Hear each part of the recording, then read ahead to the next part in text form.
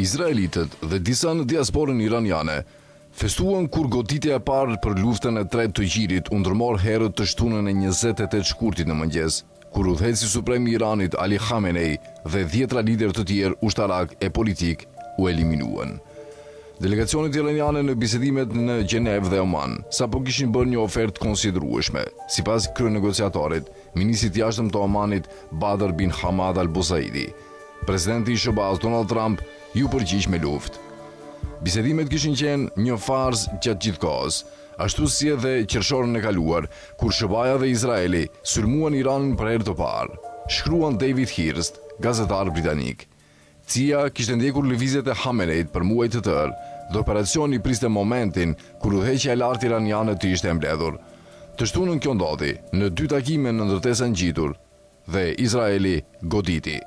Sigur të flisnin nga njëjti skenar, Trump dhe kryeministri izraelit Benjamin Netanyahu u bën thirrje iranianëve të dalin në rrugë dhe të ngrihen kundër regjimit, ashtu siç kishin tentuar të bënin në janar. Por kjo nuk ndodhi. Brenda pak orësh, Irani u përgjigj me breshërinë e parë të raketave.